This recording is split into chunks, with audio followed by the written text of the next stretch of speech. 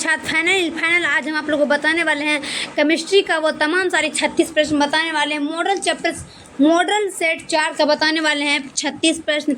ये केमिस्ट्री का प्रश्न मेरे प्यारे छात्र जो कि आप लोग के लिए बहुत ज़्यादा खास प्रश्न है।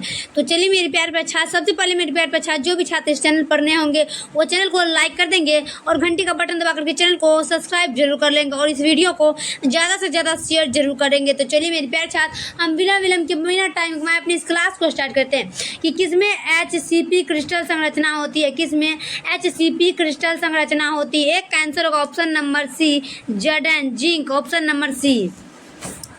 चलिए अगला देखते हैं हम दूसरा। किसी ठोस जालक में धनायन जालक स्थल छोड़कर एक अंतराकाशी स्थिति में स्थित है। यह जालक दोष क्या है कि किसी ठोस जालक में धनायन जालक स्थल छोड़कर एक अंतराकाशी स्थिति में स्थित है। यह जालक दोष है। 2 का आंसर होगा ऑप्शन नंबर सी, फ्रैंकल दोष, ऑप्शन नंबर सी, फ्रैंकल दोष। चलिए 3 का एवोग्राडो संख्या n बराबर है। एवोग्राडो संख्या n बराबर है। 3 का आंसर होगा ऑप्शन नंबर बी, 6.023 गुना 10 पर पावर 23, ऑप्शन नंबर बी।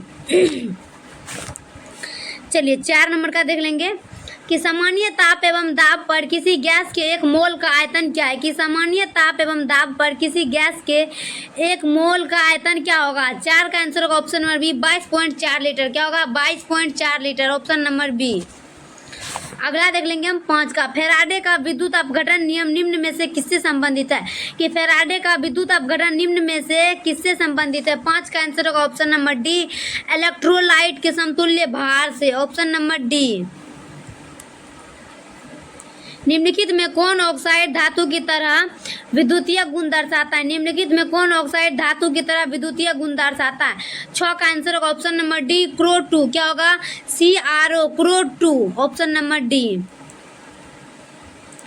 7 का उत्प्रेरक एक वस्तु है जो साम्यावस्था प्राप्त करने के समय को कम कर देता है। साम्यावस्था प्राप्त करने के समय को कम कर देता है, ऑप्शन नंबर सी। अगला देख लेंगे हम 8 का कि प्रथम कोटि अभिक्रिया के लिए टीन का मान होता है। कि प्रथम कोटि अभिक्रिया के लिए टीन का मान होता है। 8 का आंसर होगा option number B, 0.693/K, 0.693/K, option number B. 9 का स्वर्ण संख्या सबसे कम होती है। स्वर्ण संख्या सबसे कम होती है। 9 का आंसर होगा ऑप्शन नंबर 1, जिलेटिन में। क्या होगा, जिलेटिन में, ऑप्शन नंबर ए।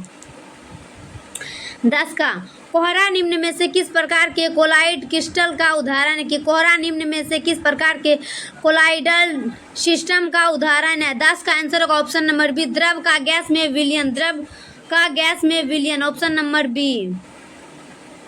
चलिए अगला देखते हैं हम 11 का। निम्न में से कौन सी धातु प्रचुर मात्रा में भूपरपट्टी में पाई जाती। निम्न में से कौन सी धातु प्रचुर मात्रा में भूपरपट्टी में पाई जाती। 11 का आंसर होगा option number C, aluminium, Al, option number C. 12 का कॉपर पायराइट का सूत्र क्या है। कॉपर पायराइट का सूत्र क्या है, CuFeS2। क्या होगा, CuFeS2, ऑप्शन नंबर बी। चलिए अगला देख लेंगे हम 13 का।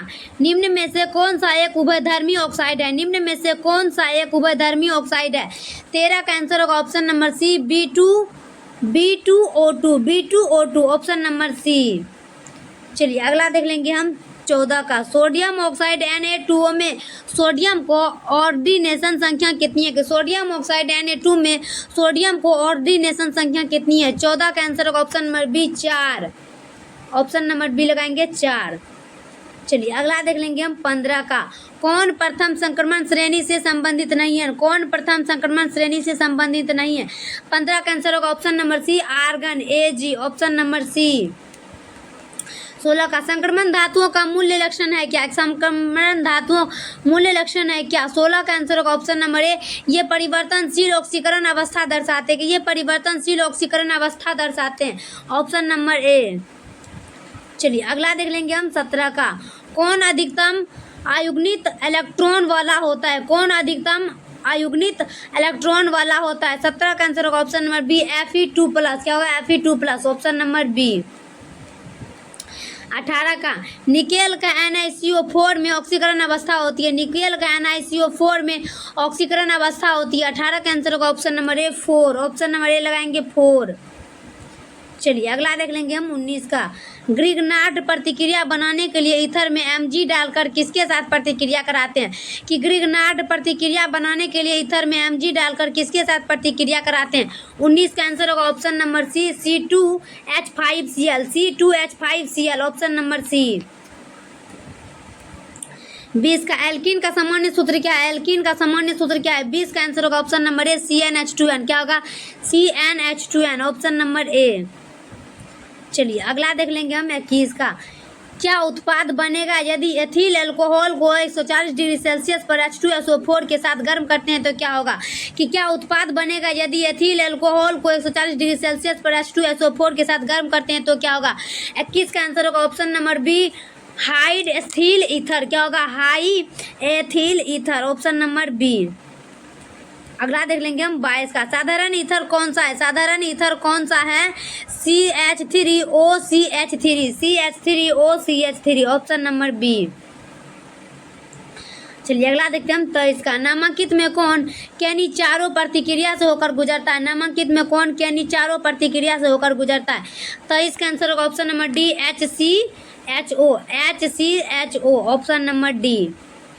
चलिए अगला देख लेंगे हम 24 का कि गर्म करने पर सोडियम फॉर्मेट क्या देता है, गर्म करने पर सोडियम फॉर्मेट क्या देता है। 24 का आंसर हो जाएगा ऑप्शन नंबर बी सोडियम ऑक्सीजेलेट तथा H2, क्या होगा सोडियम ऑक्सीजेलेट तथा H2, ऑप्शन नंबर बी। चलिए अगला देख लेंगे हम 25 का अपचयन करने पर द्वितीयक एमीन किसके द्वारा दी जाती है, कि अपचयन करने पर द्वितीयक एमीन किसके द्वारा दी जाती है।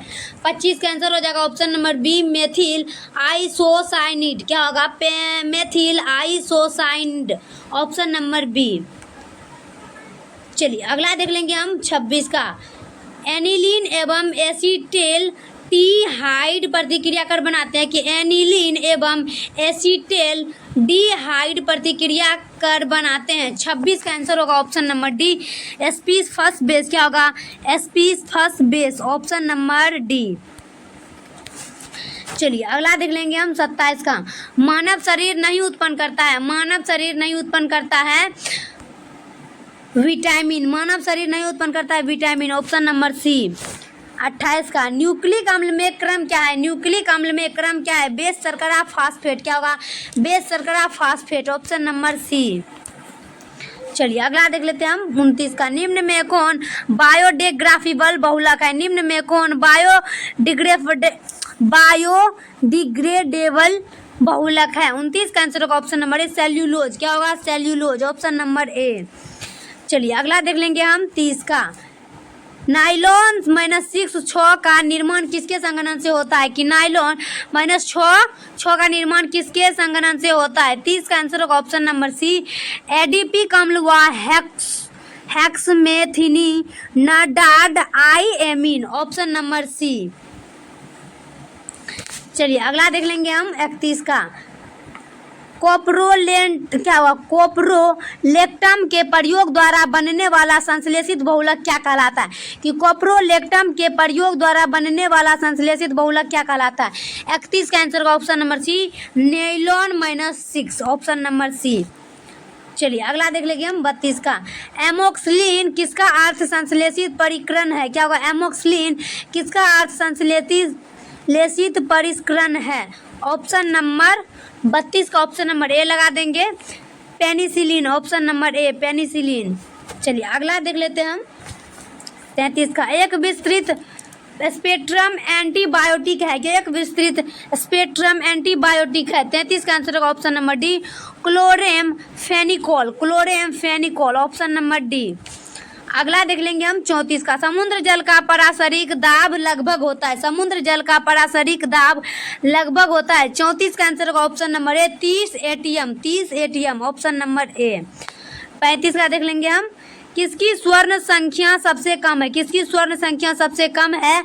जिलेटिन। क्या होगा? Gelatin, option number A. चलिए लास्ट देख लेंगे हम 36 का, कि वह क्रिया जिसमें कोलाइड कण आवेक्षित होते हैं उन्हें क्या कहलाते हैं? कि वो क्रिया जिसमें कोलाइड कण आवेक्षित होते हैं उन्हें क्या कहलाते हैं? तथ्यशेषलन। क्या होगा? तथ्यशेषलन, ऑप्शन नंबर ए। तो चलिए मेरे प्यारे छात्र, वीडियो कैसा लगे कमेंट बॉक्स में जरूर बताएंगे। तब तक के लिए नेक्स्ट वीडियो में मिलते हैं। जय हिंद, जय भारत।